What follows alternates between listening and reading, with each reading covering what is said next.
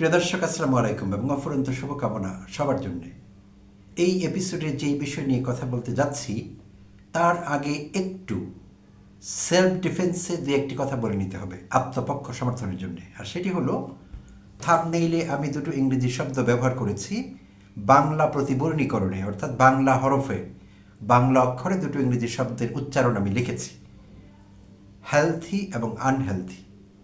আমি জানি আমাদের দেশের কোটি কোটি মানুষ এই দুটো শব্দকে হেলদি এবং আনহেলদি বলেন। সো আমি সেটি বলি না, কারণ আমি পড়াই, তো আমি একজন ছোটোখাটো শিক্ষক, ছাত্রদের শুদ্ধটি শেখাবার চেষ্টা করি। তো ডিকশনারি সিদ্ধ উচ্চারণগুলো হলো হেলথি এবং আনহেলথি। ডিকশনারিতে হেলদি বা আনহেলদি বলতে কোনো উচ্চারণ নেই। আর তাছাড়া আমি একজন আইএলস ট্রেনারও। আমি আইএলস স্টুডেন্টদের, এমনকি আইএলস যারা পড়ান, আমি তাদের ট্রেন করি। তো সেদিক থেকেও আমি এভাবেই বলতে বাধ্য, ডিকশনারি সিদ্ধ উচ্চারণ আমাকে করতে হয়। তাই শব্দ দুটো হেলথি এবং আনহেলথি, এবং আমি ঠিকই লিখেছি, ভুল লিখিনি। আত্মপক্ষ সমর্থন করে নিলাম, দুঃখিত সেই জন্যে। এবার মূল আলোচনায় আসি। তো স্বাস্থ্য মন্ত্রণালয় আমাদের এবং স্বাস্থ্যমন্ত্রী, প্রিয় দর্শক শ্রোতা, থাম্বনেইলে আমি 3 জন স্বাস্থ্যমন্ত্রীর ছবি দিয়েছি। বাঁ দিকে আপনারা যাকে দেখতে পাচ্ছেন, ডক্টর খন্দকার মোশাররফ হোসেন। তিনি আগের টার্মে বিএনপি সরকারের 2001 থেকে 6 পর্যন্ত স্বাস্থ্যমন্ত্রী ছিলেন। তার নিজের স্বাস্থ্য মাশাআল্লাহ ভালোই, হৃষ্টপুষ্ট, ঠিকই আছে। তো তখনকার কথা বলছি, যখন তিনি স্বাস্থ্যমন্ত্রী ছিলেন স্বাস্থ্য ভালোই ছিল। তার আগে তিনি ছিলেন ঢাকা বিশ্ববিদ্যালয়ের অধ্যাপক, ভূতত্ত্ব বিভাগে পড়াতেন, এবং তিনি সম্ভবত কিছু সময় ধরে জ্বালানি ও খনিজ সম্পদ মন্ত্রণালয়ের মন্ত্রীও ছিলেন। আচ্ছা, ডান দিকে যার ছবি দিয়েছি তিনি হলেন জাহিদ মালেক, শেখ হাসিনা আমলের স্বাস্থ্যমন্ত্রী। তো জাহিদ মালেক, তারও স্বাস্থ্য ভালো, হৃষ্টপুষ্ট, ভালো খাওয়া দাওয়া করেন নিশ্চয়ই, করবারই কথা। নিশ্চিন্ত জীবনযাপন করেছেন, সব দিক থেকেই ভারে কেটেছেন, ব্যাংক ব্যালেন্স থেকে শুরু করে সব কিছু। তার সব কর্মকাণ্ডের কথা আমাদের জানা আছে, আপনারাও জানেন। কী পরিমাণ দুর্নীতি, অনিয়ম, বিশৃঙ্খলা, অব্যবস্থাপনা হয়েছিল স্বাস্থ্য মন্ত্রণালয় হাসিনা আমলে, এবং জাহিদ মালেক এই সব কিছুর নাটের গুরু ছিলেন, সেগুলো আপনারা জানেন, নতুন করে বলবার কিছু নেই। আর দুঃখিত, আমি ডক্টর খন্দকার মোশাররফ হোসেন সম্পর্কে দু একটি কথা বলতে হবে। সো তিনি ঢাকা বিশ্ববিদ্যালয়ের অধ্যাপক ছিলেন। তো তিনি যখন স্বাস্থ্যমন্ত্রী হলেন বা মন্ত্রী হলেন, তখন আমি ব্যক্তিগতভাবে খুব খুশি হয়েছিলাম, কারণ তখনকার সময় আমরা কিন্তু ঢাকা বিশ্ববিদ্যালয় কিংবা যে কোনো বিশ্ববিদ্যালয়ের অধ্যাপকদের খুবই শ্রদ্ধার চোখে দেখতাম। আনকোয়েশ্চনেবলি তারা শ্রদ্ধার পাত্র ছিলেন। এখন কিন্তু বিষয়টি সেরকম না, আমি দুঃখিত, কিচ্ছু করেননি আমার। এখন বিষয়টি এরকম না, হরে দরে না বিষয়টি। স্পেসিফিক ব্যক্তিরা শ্রদ্ধা, বাকিরা না, অধ্যাপক হলেও, শিক্ষক হলেও। আচ্ছা, খুশি হয়েছিলাম যে একজন অধ্যাপক মন্ত্রী হচ্ছেন, নিশ্চয়ই তিনি ব্যতিক্রমী কিছু করবেন, যেটি আমরা মনে রাখবো। না, করেননি, কিছুই করেননি ব্যতিক্রমী, বরং নিজেকে নানাভাবে কালিমালিপ্ত করেছেন। তার নামেও ব্যাপক অনিয়ম, দুর্নীতি, বদলি করে টাকা কামানো, শত শত হাজার হাজার কোটি টাকার কথা বলা হয়, হয়তো সেখানে অতিরঞ্জন আছে, বাট হয়েছে বিষয়গুলো। তো তিনি হয়তো লোক ভালো, কিন্তু তিনি ভালো ইমেজ নিয়ে যেতে পারেননি, দুঃখজনক। আচ্ছা, তো ইদানিং আবার শুনছি তাকে নাকি রাষ্ট্রপতি পদে বিবেচনা করা হচ্ছে। সো আমাদের প্রিয় প্রধানমন্ত্রী তারেক রহমান, তিনি যদি এমন একটি সিদ্ধান্ত নেন, এটি হবে তার জন্যে আত্মঘাতী সিদ্ধান্ত, ঠিক হবে না এমনটি। কারণ কোনোভাবেই আর যা হোক তার ইমেজ ক্লিন নয়, কোনোভাবেই নয়। তাই রাষ্ট্রপতি পদে ক্লিন ইমেজের কাউকে খুঁজতে হবে। হ্যাঁ, সেই ভদ্রলোক হয়তো তারেক রহমানের সব কথা মেনে চলবেন না, তারেক রহমানকে জি হুজুর বলবেন না, না বলুন, তারপরও সরকারের ভাবমূর্তি বজায় রাখবার জন্যে ক্লিন ইমেজের কাউকে নিতে হবে রাষ্ট্রপতি পদে, কোনো অবস্থায় ডক্টর খন্দকার মোশাররফ হোসেন না। যাই হোক, তো জাহিদ মালিকের কথা বললাম আপনাদের। তো দুই স্বাস্থ্যমন্ত্রীর স্বাস্থ্য যথেষ্ট ভালো, মাশাআল্লাহ, ভালো খাওয়া দাওয়া, ভালো ব্যাংক ব্যালেন্স, অনেক কিছুর কারণে স্বাস্থ্য ভালো থাকে, ছিল ভালো তাদের স্বাস্থ্য। তো তাদের নিয়ে আর বাড়তি কথা নয়। মাঝখানে যার ছবি দেয়া আছে, সাদা শার্ট পরা, চমৎকার সুন্দর সৌম্য শুভ্র, সর্দার সাখাওয়াত হোসেন বকুল, নরসিংদী 4 আসন থেকে নির্বাচিত বিএনপি দলীয় সংসদ সদস্য এবং বর্তমানে স্বাস্থ্য ও পরিবার কল্যাণ মন্ত্রণালয়ের মন্ত্রী সর্দার সাখাওয়াত হোসেন বকুল। তো এই মন্ত্রী বয়স 70-এর দিকে যাচ্ছে, if I am not mistaken, আমার ভুল না হলে। তো এটি যথেষ্ট বয়স বাংলাদেশে। তো এই বয়সে তার শুয়ে বসে কাটাবার কথা, আরামায়াস করবার কথা না, করছেন না। দায়িত্ব নেবার পর থেকেই দেখছি বেশ অ্যাক্টিভ তিনি, প্রোঅ্যাক্টিভলি এখানে ওখানে যাচ্ছেন, নানা কর্মকাণ্ড করছেন, পজিটিভ কর্মকাণ্ড, কর্মতৎপরতা চালাচ্ছেন, যেটা অনেকের বিস্ময় জাগায়। তাকে নিয়ে আগেও আমি আমার চ্যানেল থেকে এপিসোড করেছিলাম। আমি এটি করি, কেউ যদি ভালো কাজকর্ম করেন, তিনি সরকারের কিংবা অন্য দলের, আই ডোন্ট কেয়ার, আমার মনে হয় যে এটি আমার দায়িত্ব তাদেরকে হাইলাইট করা, ভালো লোকগুলোকে, ভালো কাজগুলোকে, যাতে অন্যেরা উৎসাহিত হন সেসব কাজ থেকে। তো আমি এটি করি, এপিসোড বানিয়েছি রিসেন্টলি, তো আবার আজকে, কারণ তিনি আবার এমন কিছু করেছেন যেটি প্রশংসার যোগ্য। সুপ্রিয় দর্শক শ্রোতা, গত 7 মার্চের কথা, দায়িত্ব নেওয়ার অল্প কয়েকদিনের মধ্যেই, কিন্তু গত 7 মার্চে শনিবার ছিল, তিনি ভিজিট করতে গিয়েছিলেন নরসিংদী জেলার, তার নিজ জেলা পলাশ উপজেলায়, উপজেলা স্বাস্থ্য কমপ্লেক্সে গিয়েছিলেন। তো সেখানে গিয়ে তিনি হাজিরা খাতা, ডাক্তার, কর্মকর্তা, কর্মচারীদের রোস্টার ডিউটি যারা করেন সেই রোস্টার তালিকা সব কিছু খতিয়ে দেখেছেন। এবং সেখানে দেখা গিয়েছে পলাশ উপজেলা স্বাস্থ্য কমপ্লেক্সে 21 জন ডাক্তার থাকবার কথা। তো 5 জন ছুটিতে আছেন, তাহলে 16 জন থাকবার কথা। 16 জনের মধ্যে 8 জন ডাক্তার উপস্থিত ছিলেন। তখন ডিউটি টাইম ছিল, 8 জন ডাক্তার তখন হাজির থাকেননি। তো তিনি তাদেরকে রেড মার্ক করেছেন, শাসিয়েছেন এবং বিধি অনুযায়ী ব্যবস্থা নেবার কথা বলেছেন। পরবর্তীতে অসন্তোষ প্রকাশ করেছেন, মান ঠিক করবার কথা বলেছেন, অনুপস্থিতি না করা বা অনিয়ম না করা, টাইমলি হাজির হওয়া, পাংচুয়ালিটি, এসব বিষয়ে কথা বলেছেন। ভালো, চমৎকার। আচ্ছা, এরপর আবার তিনি গাজীপুরের কালীগঞ্জ উপজেলা ভিজিট করেছেন, উপজেলা স্বাস্থ্য কমপ্লেক্স। সেখানেও নানা অনিয়ম পেয়েছেন, সেখানেও কথা বলেছেন, ধমক দিয়েছেন, ভয় দেখিয়েছেন, ডিসিপ্লিন করেছেন, কাজ করেছেন। আচ্ছা, তো এখন ঈদের দিন গত শনিবার 21 মার্চ তিনি হঠাৎ করে ভিজিট করলেন গাজীপুর জেলার কাপাসিয়া উপজেলা স্বাস্থ্য কমপ্লেক্স। তো সেখানে ভিজিট করে, হঠাৎ ভিজিট, এবং ডাক্তার, কর্মকর্তা, কর্মচারীদের সঙ্গে কথা বললেন। সেখানে মোটামুটি সব কিছু ঠিকঠাকই ছিল। সো ঈদের দিন উপলক্ষে বিশেষ খাবার সব জায়গায়, জেলখানায়, হাসপাতালে সরকারি খরচেই একটু ইমপ্রুভ ডায়েট হয়। তো সেই হিসেবে সেখানে সেদিন কী খাবার রান্না হয়েছিল, রোগীদের জন্য আদৌ কোনো ভালো খাবার সরকারিভাবে দেওয়া হচ্ছিল কিনা, এটি দেখবার জন্য তিনি রান্নাঘরে ঢুকে পড়েন। এবং শুধু রান্নাঘরে ঢুকেননি, রান্না করা খাবার খেয়ে দেখেন,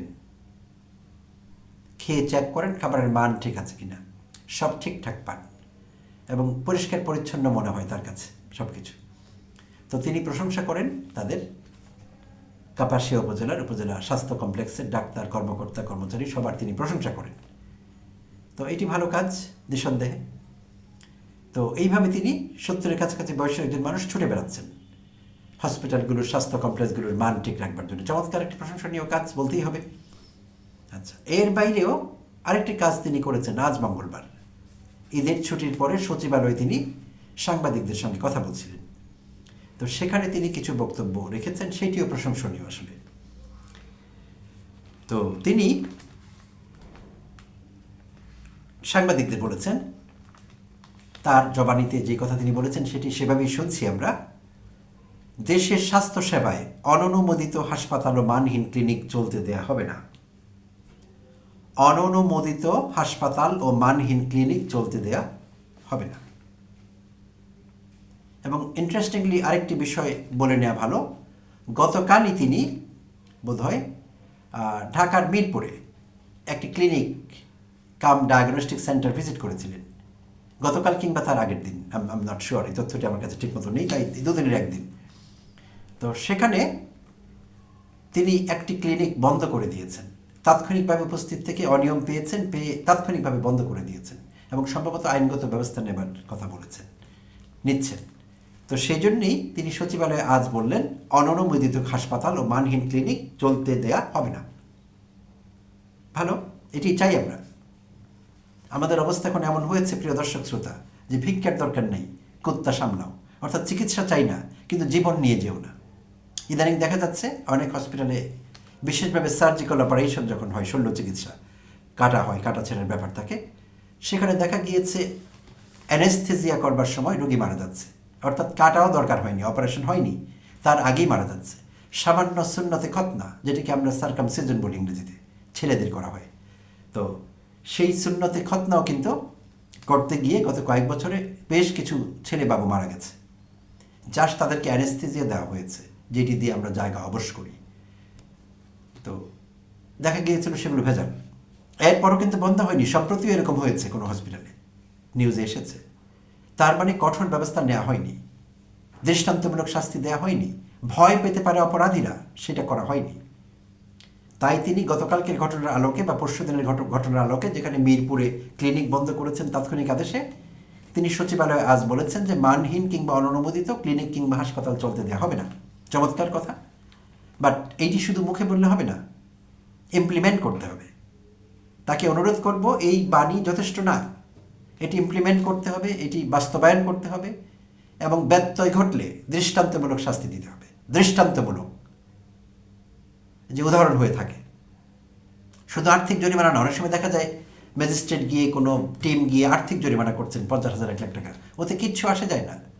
উপস্থিত ডাক্তার, সেই ক্লিনিক কিংবা ডায়াগনস্টিক সেন্টারের ম্যানেজিং ডিরেক্টর, চেয়ারম্যান, তাকে জায়গায় জেল দিয়ে দিতে হবে। আরামের জেল না, তার কোনো ডিভিশন পাওয়ার দরকার নেই, তাকে সশ্রম কারাদণ্ড দিতে হবে।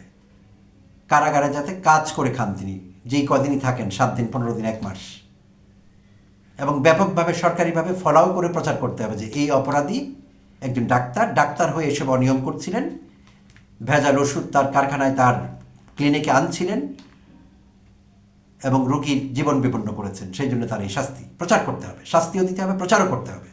শাস্তিগুলো প্রচার পাচ্ছে না, ফলে মানুষ জানেন না। অনেক সময় রেডিও টিভিকে ব্যবহার করতে হবে, গণমাধ্যমকে ব্যবহার করতে হবে, শাস্তি দিয়ে সেগুলো প্রচার করতেই হবে, সেটি কোনো ব্যবস্থা নেই না করে। আর সর্দার সাখাওয়াত হোসেন বকুল সাহেবকে বলবো, মন্ত্রী মহোদয়কে বলবো, আপনার নিজ জেলা নরসিংদী কয়েকশো ক্লিনিক আছে। জেলা শহরের কথাই বলছি, কয়েক গজ কয়েক মিটার পরই দেখা যায় একটি ক্লিনিক। জজকোর্ট থেকে শুরু করে, ডিসি রোড থেকে শুরু করে পুরো শহরে, পৌরসভার আশেপাশে, শাপলা চত্বরের ওদিকে এমন কোনো জায়গা নেই যেখানে ক্লিনিক নেই।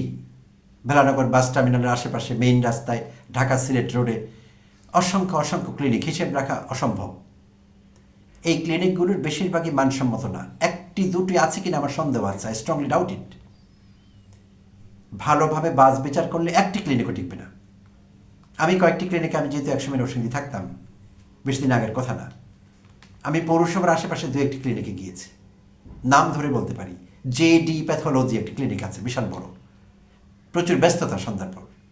তো সেই ক্লিনিকে পর্যাপ্ত ডাস্টবিন নেই, সেটি ক্লিনিক কাম ডায়াগনস্টিক সেন্টার, সন্ধ্যার পরে বিশেষজ্ঞ ডাক্তাররা বসেন। তো সেখানে আহত রুগীর, দেখা গেল রুগীর গজ, ব্যান্ডেড রুগীরা যেখানে সেখানে খুলে ছুঁড়ে মারছে, ফ্লোরে ছুঁড়ে মারছে। আমি অসংখ্য দেখেছি এরকম।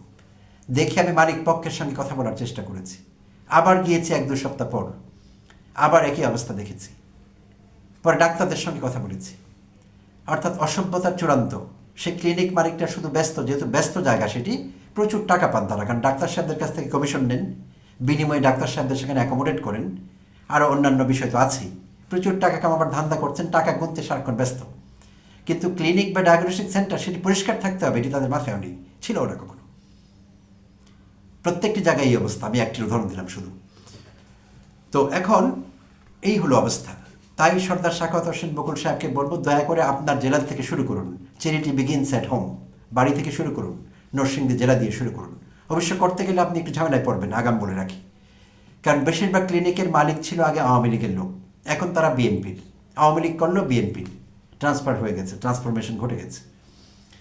তো এগুলো করতে গেলে আপনি চাপে পড়বেন, রাজনৈতিক চাপ, কারণ তাদের মাসে লক্ষ লক্ষ টাকা ইনকাম করে, হঠাৎ করে আপনি আইন কানুন এনফোর্স করতে গেলে ইনকামে টান পড়বে, সমস্যা হবে, তখন আপনি চাপে পড়বেন। সেই চাপগুলোতে পারবেন কিনা একবার ভেবে দেখবেন।